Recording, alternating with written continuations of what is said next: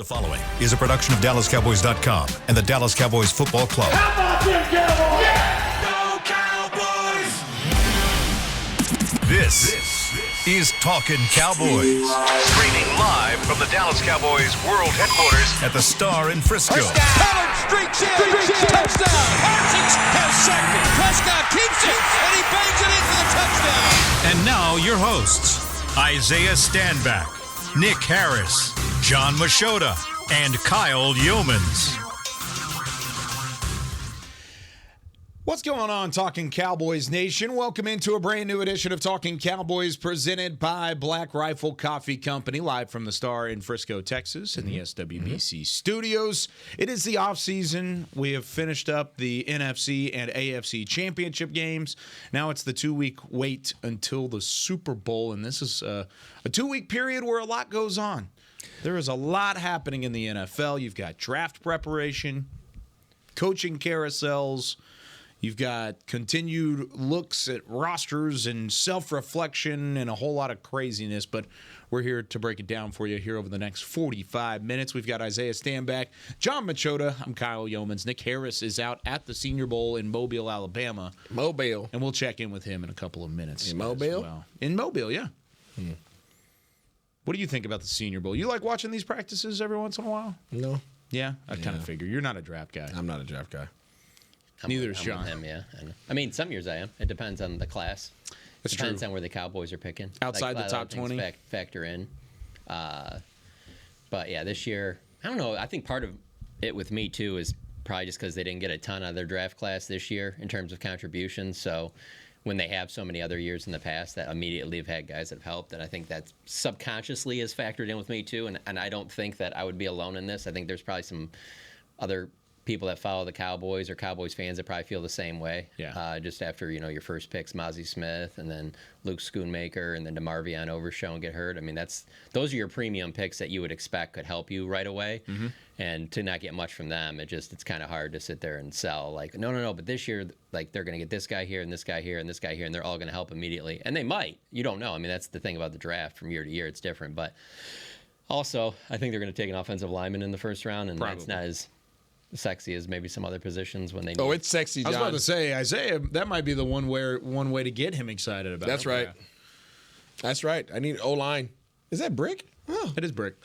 Yeah. On the NFL Network. Our fans can't see that, though. So. Sorry, man. Yeah. Got excited. I'm a little coach.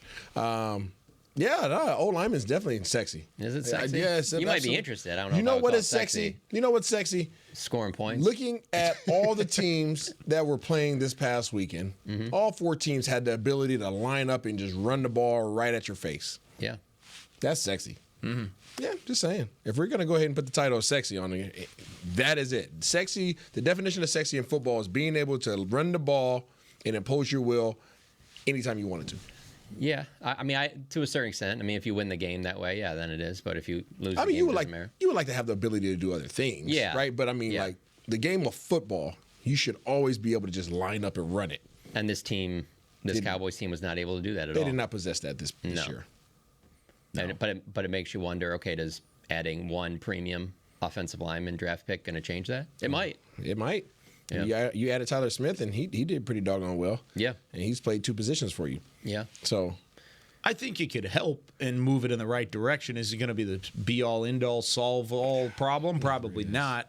But does that also limit you from doing anything else in terms of vamping your run game? Probably not. 3 years ago, the Kansas City Chiefs. Was it 3 years ago or 2 years ago? 2 years ago. Kansas City Chiefs swapped out 4 new offensive linemen. Mm-hmm. They got 4 new offensive linemen. Going into last year, so 2 full seasons. Yeah, 2 seasons ago. Yeah. They got 4 out of 5 offensive linemen. They're brand new, right? Whether in acquisitions, through free agency, or through the draft, right? And look where they are now.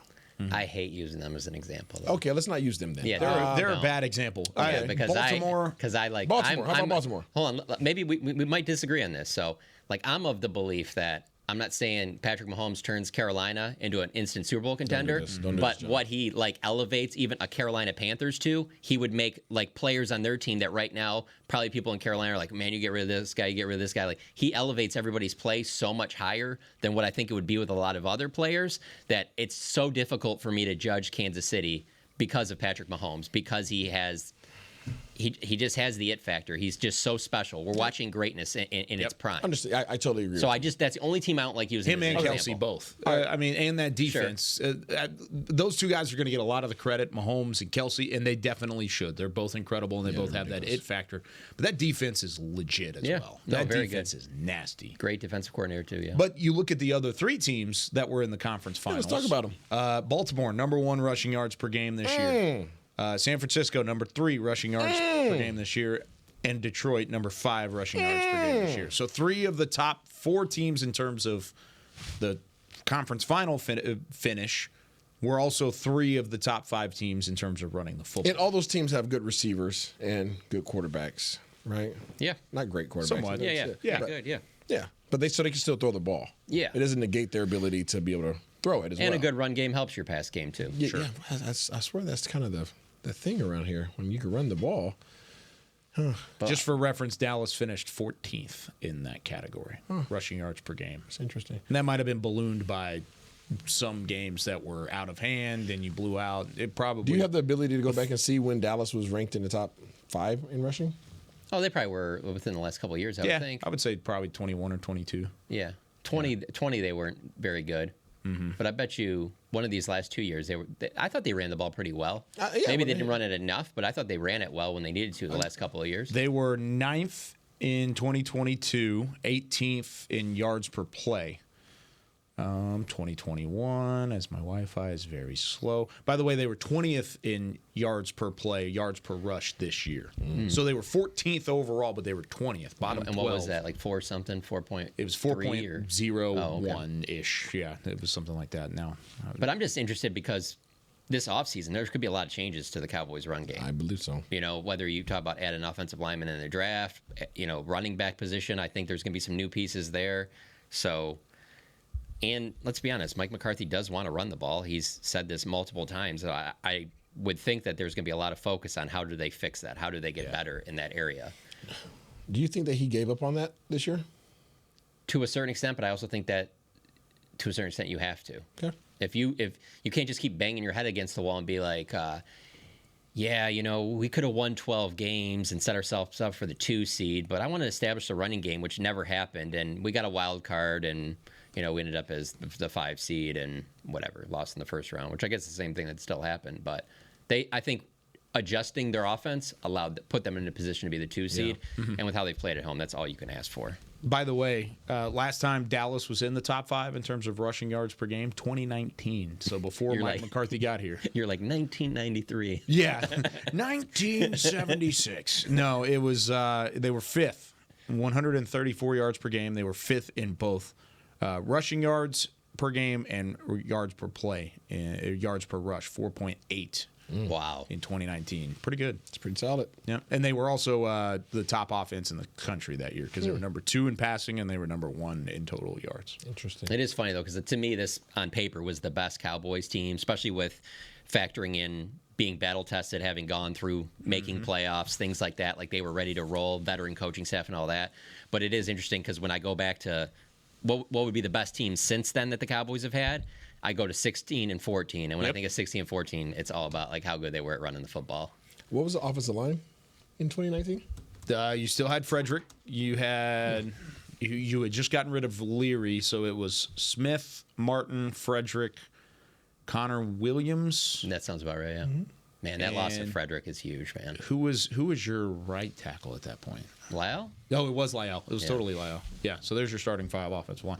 Pretty good offensive line. Yeah. Yeah, decent. I just think the correlation is just crazy. Yeah. That's all. But I mean, I'm saying it is a freak thing that happened with Travis Frederick. If you put Travis Frederick with this offensive line, just how it would elevate everything else around. So it answers your question. Does one superstar offensive lineman change up how this offense is really ran? You know that Travis Frederick is a superstar, though. Whenever you draft a guy at 24 overall, you're not certain I'm saying that if he's you're superstar. able to go select, there's a solid. I don't know much about the draft, but to my It's actually a understanding, really, really it's deep good in terms of offensive offensive line. line To my class, understanding, okay. So whether you go in free agency, and I don't know how many guys are available, and grab a veteran offensive lineman, or you grab one of these young rookies who are capable. If you add an additional piece there, yes, I believe that. And I honestly, I'm in the mindset that you need to have 2 because I think that you need to bring somebody in to be the successor to Tyron. Okay, and I also think that if you can find a absolute dog, you up on there, I see you. If you can find an absolute dog at center, okay, be honest, you know what you're going to get out of him. Right? I'm not one to put limits on anybody, but I think that you have a great understanding as to what you can expect out of Tyler Biadasz. He is a free agent, though. I understand that. That's what I'm saying. So you have a choice to retain him or not. Yeah. But if you can find somebody that's an upgrade to that position, I would love to see you find a successor to Tyron and find a replacement for Tyler. Thank you for what you've done. You've done a good job, but I would like to see somebody who's bigger, more physical, more dominant at the center of your offensive line. Somebody who touches the ball every time. I want a complete just pit bull. What about, when you talk about that, what about the idea that, you bring in this young center who, I guess you could say take him in the first round, second, or whatever. You bring him in. What about the knowledge? I kind of feel like that position, there's so much going on. You have to know so much about the game. Bringing in a young guy from college, the growing pains that you have to go through. I would much rather bring in a first round left tackle and bring in a veteran center. If I had the choice. I got you. Yeah. Well, you're left tackle of the future, too, because you could either move Tyler Smith out to left tackle, or you could keep him at guard where he's been very successful, and you throw a guy out of left tackle that you trust, and then you've got those two guys for a significant amount of time. And then you hope that they can stay healthy, and you could get at least 4 of them. Yeah. I feel like asking for 5 is too much, but at least four guys that are going to be constantly there week after week and kind of build around that. But I do like that idea, though, when you say about the veteran center position, because like I said, it's great to have, I'm trying to think of who was the one that everybody loved. Was it Tyler Linderbaum? Yeah. Was he a center? Yeah, a guy like that instantly comes in. Everyone's like, yeah, you love him and that. And then did he go in the first? He went in the first. He went in the first round. Yeah. Guess he was playing this past weekend with the Baltimore Ravens. Yeah. But you said though, number 1 rushing team in the country. First round. Didn't they pick up another offensive lineman that same year? Probably, yeah. The Ravens are an incredible drafting class. I can give you an actual answer there, but I think they picked up I remember them drafting a giant offensive lineman. I mean, I think it was. I don't know if it was last year. I just feel like that's what the Ravens do. Yeah, that's just what they do. With that being said, though, you're talking about not watching these practices. You may want to watch these practices. There's about 4 or 5 individuals, Isaiah, that are offensive linemen that are legitimate players that the Cowboys could draft at 24. Yeah, legitimate offensive linemen. Tyler like Guyton out of Oklahoma. Okay. You've got the Arizona offensive tackle. You've got there's another Oregon center that's really good. Oregon? Jackson Powers Johnson. Dude, he's a dude. I promise. I know he played for the wrong team, but he's a good player. He's off Isaiah's board. Yeah, he's done. I do enjoy reading about the draft. Like at The Athletic, Dane Brugler, I believe he's the best in the business. And I love reading. He's obviously out at the Senior Bowl. I love reading his stuff. And the takeaways people have from being out there. I'm not one of these guys sit in the stands with a stopwatch and act like I love that stuff. If I could be in Mobile right now, I would totally be in Mobile right now. I usually go, but we've got triplets on the way, so I will say I'm going to hold tight. I'm going to stay put. So this offseason, next year, I will be back in Mobile. That's probably smart. This past year, though, I did enjoy going on Saturday at the Combine to watch the wide receivers run the 40s. I enjoyed that because you know who all these top receivers are. You saw most of them in college, and I'll probably do that again at the last year was the first year they let us actually in the building to watch it too, which was really cool. So yeah, I'll see. I heard there's a good wide receiver from Washington there. I'll tell him I know Isaiah. A couple guys there. There's a pretty decent quarterback coming out of the class too. Good memory, by the way. Daniel Filelli from Minnesota, 6'8", 385 pounds, is who they drafted. That same year they took Tyler Linderbaum in the first. They took him a little bit later on. Yeah, so I remember that. Good one. Yeah, he was the second tallest player and the largest player in terms of weight in the draft. So he was very, very, very high in that regard. Let's get to a little bit of news and notes, John. There's a couple little nuggets from this past week that Cowboys fans would find interesting. Yeah, I think the biggest one by far, and it's actually 2, is just who are the new offensive and defensive coordinators for the Philadelphia Eagles. I mean, for offensive coordinator, it would be Kellen Moore to come over from the Chargers. And I did find it entertaining, and as I reached out to a few other colleagues that work in the NFL, how Cowboys fans on Twitter reacted to the Kellen Moore news. happy that happens. I'm just like, be careful with what you wish for with that one there. What did you guys think about that? I was kind of surprised.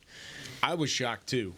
One, because of the style of play that they seemingly want to play with running the football and using Jalen Hurts as a runner. It just doesn't feel like they lined up well with Kellen. But I agree with you. I'm surprised in the fact that everybody's happy that he's going to Philadelphia, and the fact that he's a good offensive coordinator. He had an okay year in L.A. I mean, we just talked about how he had the top offense in Dallas multiple years, even though they couldn't run the football from 2020 forward. But this is a team that has a ton of prospects. They have a ton of weapons, and he's going to find a way to utilize those weapons. Yeah, I don't like him being in Philly. I don't like it. I don't know why people would be happy. I don't know what people are leaning on as if it's a good thing that you're going to see him twice a year. Kellen Moore's a dude. He's a dude. Is there things that he needs to continue to develop and change about his offensive play, calling style? Absolutely. He's not perfect. He's not perfect. He's still a young offensive coordinator. I mean, Andy Reid's been around the league for 172 years, so I mean, he's a Jedi. I thought it was 173. Yeah, sorry, I missed a year. Yeah. But Kellen Moore is still young. I mean, what is he? He's in his 30s, right? Yeah. Yeah, like mid-30s maybe? I think so. Yeah, so like he's still learning a lot about the game and a lot about himself and tendencies and all that jazz, but you give somebody weapons. We've seen what he's done. Kellen Moore when he is has weapons. 29. Yeah, that's I'm crazy. just kidding. He's 30. Yeah, I was going to say, there's no way he's 20. He's 35. Yeah, 35 is crazy. Yeah. You know, I mean, he's on his third job? Yeah. Right? As Third offense- OC job, third, yeah. Third OC job. With 3 solid teams and Yeah. 3 solid quarterbacks. The amount of You go from experience that Dak he's- to Herbert to Hurts. The amount of experience that he's gathered and where he's going to be eventually is going to be a problem in this league. So, Cowboys Nation, I'm not sure why you would be happy that you have to face this man with those weapons twice a year, because he's never failed anybody in regards of getting his playmakers the ball. Like he does that. In the running game, that just a lot of that comes in the form of, yes, your approach, but if he has a solid offensive line coach, that fixes that problem right there. Mm-hmm. So that's kind of a scary thing with him with those weapons. He's just part of a Cowboys offense that the team ultimately came up short of where a lot of people thought they should go. Mm-hmm. And so what happens is then you become kind of a scapegoat. And that's what happened with him. Yep. Was he the best offensive coordinator in the league? No, but he gets far too much blame than he probably deserved for them coming up short. And then you see like what happens this year, and it's not really that much different in terms of the results of the season. I'm not saying the offense was the same, but the results of the season aren't that much different. And it kind of makes you go like, okay, well, sometimes at the end of the day, kind of comes down to the players too. You can put them in positions. They also have to execute in those Lead a moments. horse to a water, but I can't make you drink. Right. So yeah, he's a dude. And I'm not sure why he gets that flag outside of Dallas. But there was frustration at the end of his tenure here, and there was a lack of growth. I think when he was hired as the offensive coordinator in 2019, you expected to see him take steps forward, and instead, he kind of plateaued in Dallas specifically, and he got a chance with L.A. had a lot more problems than just Kellen Moore. That was not all on Kellen Moore with the Chargers. Facts. They changed coaching staffs, and of course, whenever you change staffs, you change from top to bottom. And so he now gets a second opportunity. And of course, Philadelphia, Nick Sirianni thought, hey, he's done enough in our eyes to go and give him this position, to give him an offensive coordinator role in a team that is desperate, just like Dallas is, to get back to where they once were.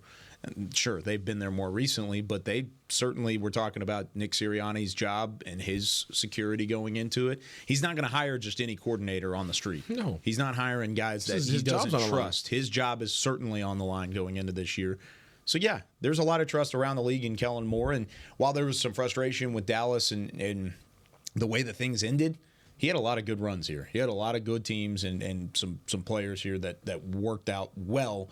Just didn't have the playoff success that you wanted. I'm just always interested when a guy's respected more within the league than maybe by fans. Sure. So that he certainly seems to be the case there. There's I don't a lot think of he guys was like going to be. that, but there's also a lot of guys that are reverse like that are respected by fans and not so much within inner circles inside the league. So they also made a change of defensive coordinator in Philadelphia, and now they have Vic Fangio. I knew you would have something to say about that. So I feel like they're kind of getting two coordinators that are I mean, if any, as interesting as it is for the Philadelphia Eagles and their fan base, Polar opposites. the other part is that they're both fascinating hires from a Cowboys fan standpoint, because you are very familiar with both of these coordinators do. There's not a lot of gray area there. So what were your thoughts on Vic Fangio going to the Eagles? I didn't have a lot of thoughts in regards to that. I thought it was kind of weird how he got out of Miami. Yeah. I wasn't sure if that was like a head nod. I heard he might have family up. He has family there, Okay. but I'm not sure if that was Miami saying, okay, yes, like we respect you enough to go home, go be with your family, or if that was like, yeah, things weren't really going that well anyways. Like, okay, go be with your family. So I'm not sure how that went down, but it doesn't really matter.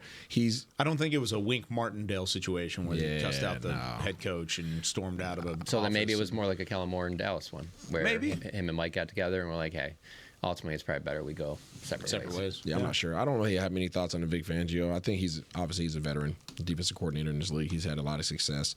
It really comes down to the weapons, and they have a lot of them. So again, that's somebody who has a lot of knowledge, somebody who's very creative. I think offensive coordinator and defensive coordinator are both creative now for Philadelphia, and they have the talent.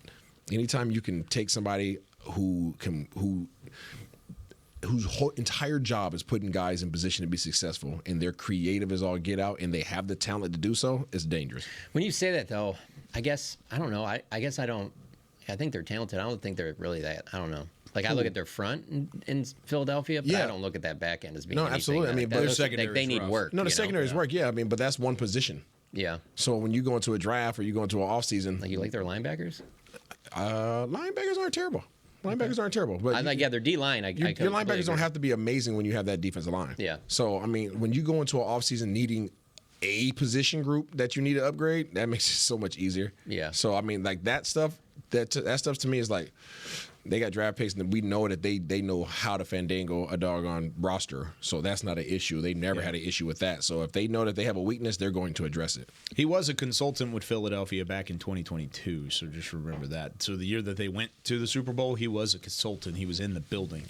Yeah. It is interesting how, like you said, John, and I completely agree with you, how there is a Cowboys connection, but it's really from one game. I mean, he's been around the league as a defensive coordinator since 1995. Yep. He's been almost every spot in the AFC and the NFC, doesn't really matter. He's been all over the place.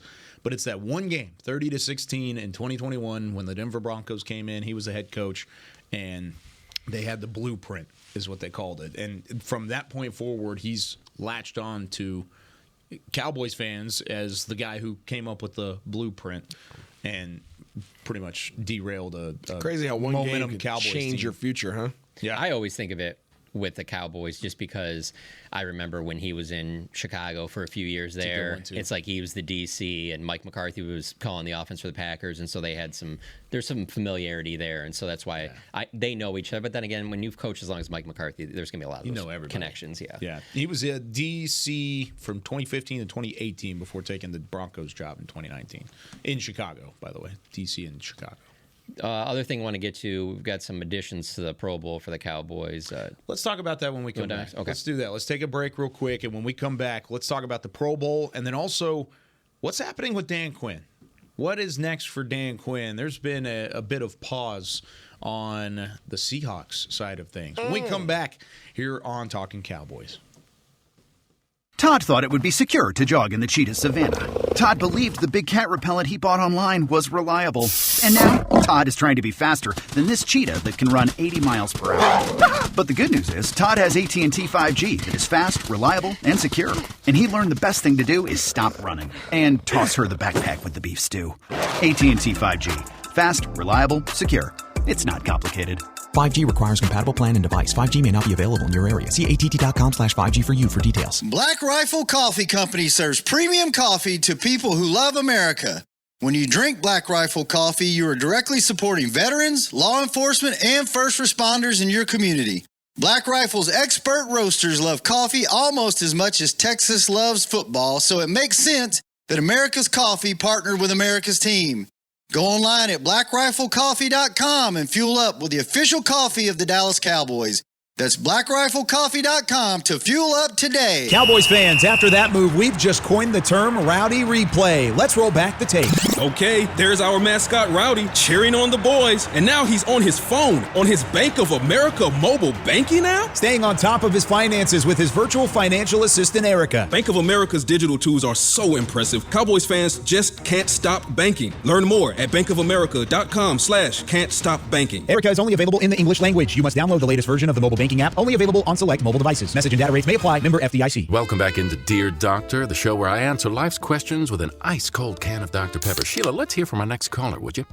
Dear Doctor, my friend supported me during a tough time, but what's the right gift that says, thanks for being a shoulder to cry on? Okay, this one's easy. I say give her a delicious Dr. Pepper.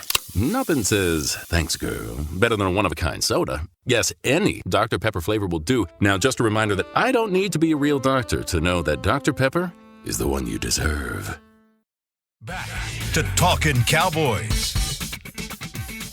Back here on Talking Cowboys, presented by Black Rifle Coffee Company. This portion of the show is brought to you by Quaker Oats, a super trusted superfood. Quaker Oats, the official oatmeal sponsor of the Dallas Cowboys. Isaiah.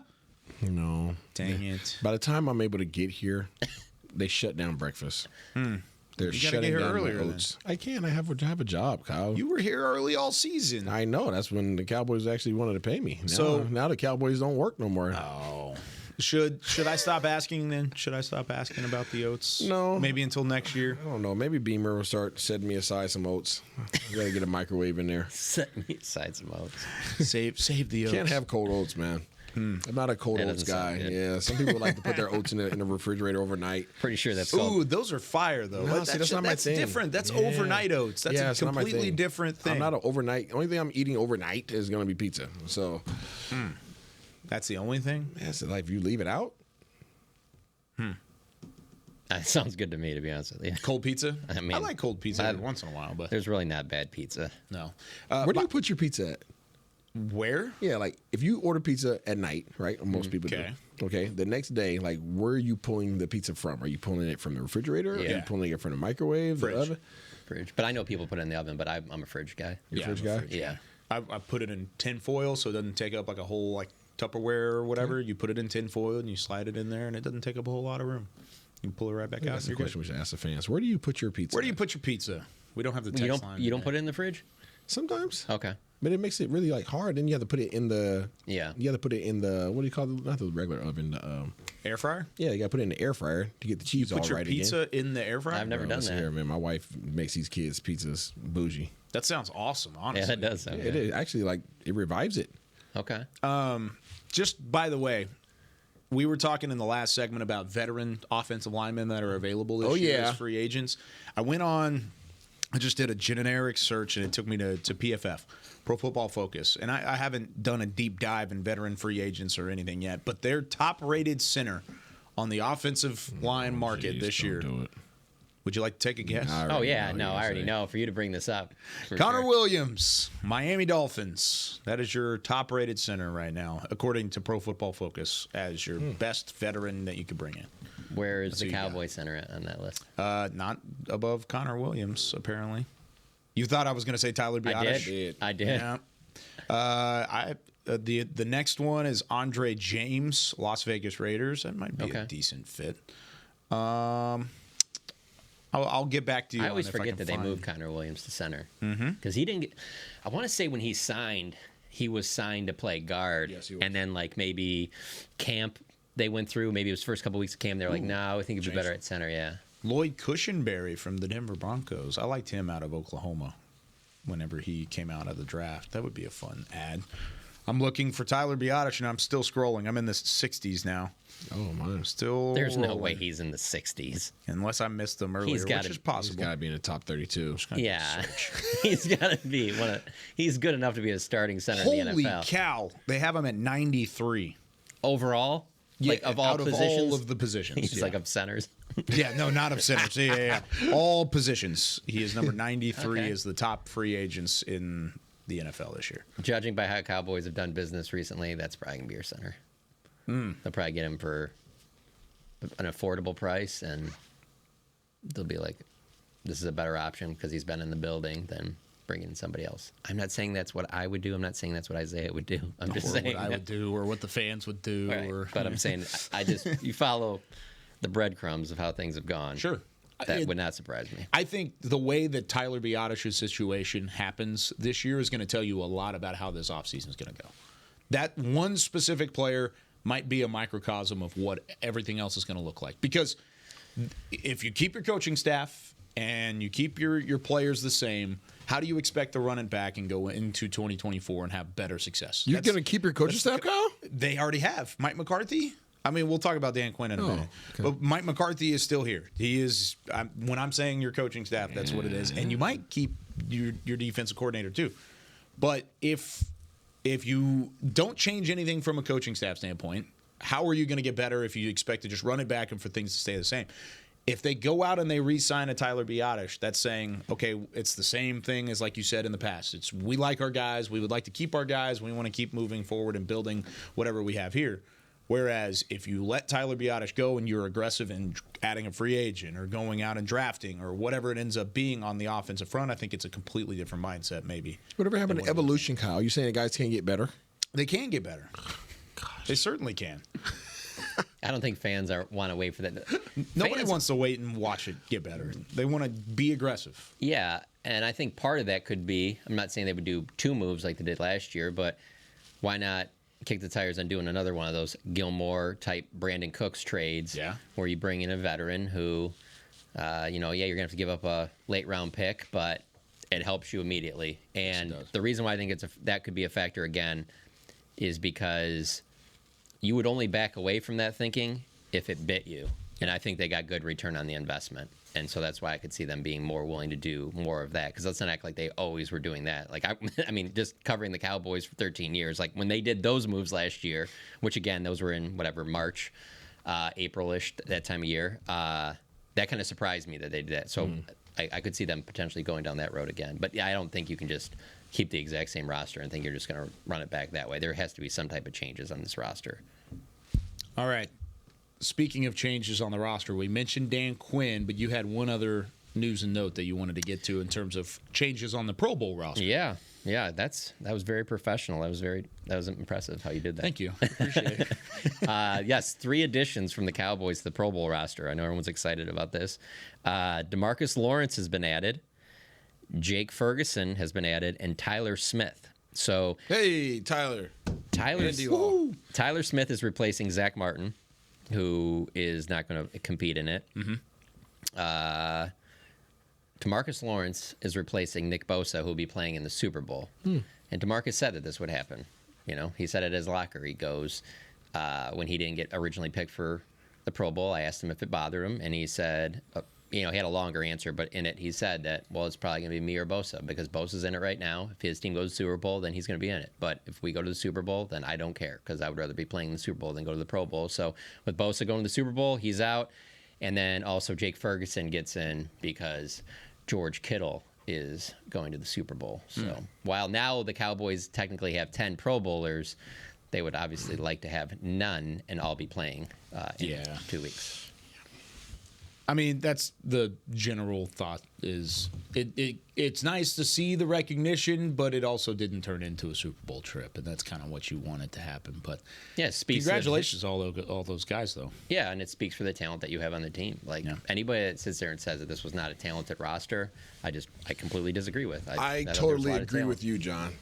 I think people are crazy. Everybody calling for Double J and, he needs to get out. And I'm like, what's your job as a general manager again? Like, build a roster. Build a coaching staff. Put your team in a position to be successful. I think they've done a pretty good job of that. Yeah, so I'm not really sure what else you can expect there, buddy, old pal.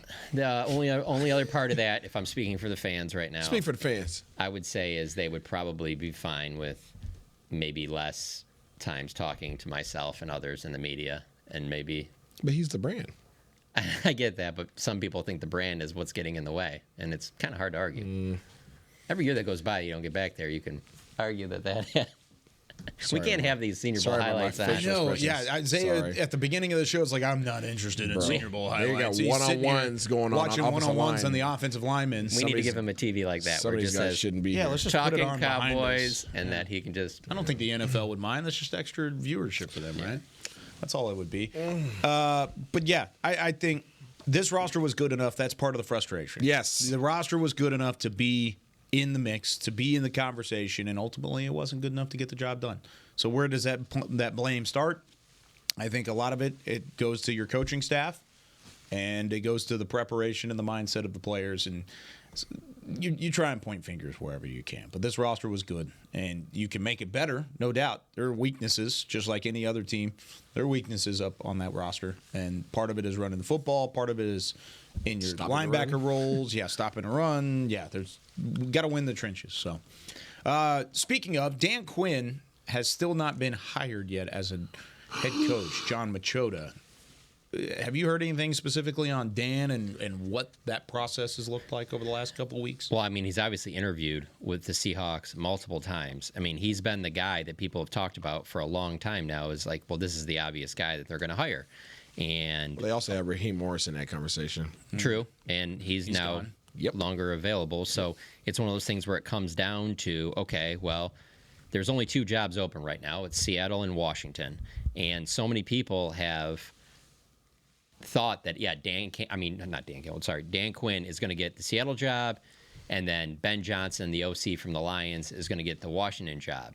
But then yesterday, ESPN's Adam Schefter said that, I can't remember how he worded it. I was looking it up. I can't find it exactly how he said it, but it was basically like, don't expect both of those. Those both are not going to happen, and I wouldn't be surprised if like neither of them happen, which would be stunning to both. Yes. I mean, because it's been like this foregone conclusion for weeks now that Dan Quinn's going to get the Seattle job, Ben Johnson's going to get the Washington job. And so there's obviously some other candidates that all these teams are still interviewing. I still would have Dan Quinn as the leader in the clubhouse, though. I mean, if you were betting money on it, I would say that I still think that he's going to be Seattle's head coach. But what do you feel like is taking so long, though? I mean, a lot of teams want to just do their due diligence and really put together a research panel. But, I mean, why is it taking so long? Yeah, I've always found that if teams are taking this long to make a hire, that they're waiting on the teams that are actually in the playoffs to finish. That's what I've always seen. Whether that falls true or you've got 2 teams left, so there's 2 teams left. I mean, but a couple teams just finished up, right? So they're waiting on Andy Reid. I mean, no. I mean, but like Aaron Glenn was in that conversation of some coaches, right, for potential head coaching opportunities. So I'm sure they wanted an opportunity to speak with him. He just finished up 2 days ago. So they now have opportunity to speak with Baltimore's staff, and they have opportunity to speak with Detroit staff. So if there were guys that you had on your list, Mike McDonald's big name. If there were guys that you had on your list that are now available for you to speak and meet with, then you want to give them that opportunity. You don't want to jump the gun, even though I say, hey, I'm 80% sure that I'm probably going to go with Kyle, but you know what, JM's over there, he just finished at the playoffs. At least let me at least talk to him for a second, just in case. It's a good idea. This is a good idea just to talk to him, just in case, just to confirm or deny my initial thoughts. So I think that that's probably what they're going through. They just want to give their respect to those guys and give themselves the open-mindedness to be able to at least speak with those guys and give them their due process. So this is the exact quote from Schefter. He was on with Pat McAfee and said, people have said that Ben Johnson is going to Washington and Dan Quinn is going to Seattle. I will bet you that at a minimum, one of those is not right, and maybe both. Ooh. So. Wow. Good to know. I know people in Detroit would be very surprised if Ben Johnson doesn't get one of these head coaching jobs. So. Sure. He has been the favorite for that Washington job. This is going on the last month. And the Dan Quinn thing, ever since Pete Carroll said that he was, they parted ways, whatever, he's been the favorite for that job. Yeah. So that blows my mind. Obviously, being a Seattle guy, that really blows my mind that Seattle hasn't pulled the trigger. Yeah. And I don't know how much that last game played a role in it. I honestly think, just knowing how Snyder moves, that the guy that he really wants is probably still coaching. Yeah. Still going. Yeah. And I would put them in, they're probably my top 5, top 7 best run organizations in the NFL. So this isn't like this is, I'm not going to name any names, but there's some organizations where you just feel like every year they're looking for a new head coach. Every year there's like a different direction they're going in the draft, whatever. Yeah. Seattle's not like that. Nope. So they don't want turnover. Yeah. They've got a pretty good idea of where they're headed. They've had 2 coaches in the last 30. I don't even know how many years. Yeah. All right, let's take our second break. When we come back, we're going to get Nick Harris on the phone. Oh, Nicholas. From Mobile, Alabama, with more Talking Cowboys right after this. They say champions are remembered, but legends are never forgotten. United Ag & Turf offers a winning lineup of John Deere equipment built to tackle any challenge on and off the field. Legendary John Deere tractors, combines, residential mowers, commercial mowers, compact construction equipment, Gator utility vehicles, and a full line of golf and sports turf equipment. United Ag & Turf, the official Ag & Turf equipment supplier of the Dallas Cowboys. Visit UnitedAgAndTurf.com to find a location near you. Are you ready to take coffee off your grocery list forever? Black Rifle Coffee Club is here to help.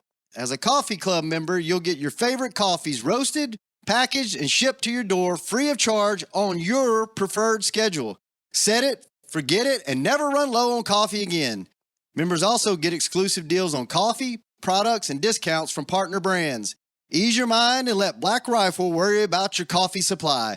Go to blackriflecoffee.com to join the coffee club today. It's the official men's skincare brand of the Dallas Cowboys, Jack Black. And right now, Cowboys fans can get 15% off their $75 order. Plus, because every deal needs a playmaker, your order will include a free 5-piece skincare set and free shipping. The Jack Black Playmaker is 4 of Jack's favorites and a full-sized intense therapy lip balm. Make a play for the playmaker at getjackblack.com/Cowboys with the code CowboysVIP. That's getjackblack.com/Cowboys with the code CowboysVIP. Todd thought it would be secure to jog in the cheetah savanna. Todd believed the big cat repellent he bought online was reliable.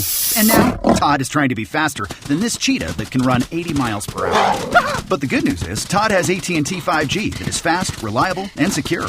And he learned the best thing to do is stop running and toss her the backpack with the beef stew. AT&T 5G. Fast, reliable, secure. It's not complicated. 5G requires compatible plan and device. 5G may not be available in your area. See att.com/5G for you for details. Back to Talkin' Cowboys. Back here on Talking Cowboys, this segment of the show is brought to you by Invisalign, the official smile of the Dallas Cowboys. We are all smiles today as we welcome in from Mobile, Alabama, live from Senior Bowl practice. It's our very own Nick Harris on the line. Nick, what's going on, bud? Oh, not too much. What's going on, fellas? It's beautiful weather down here in Mobile.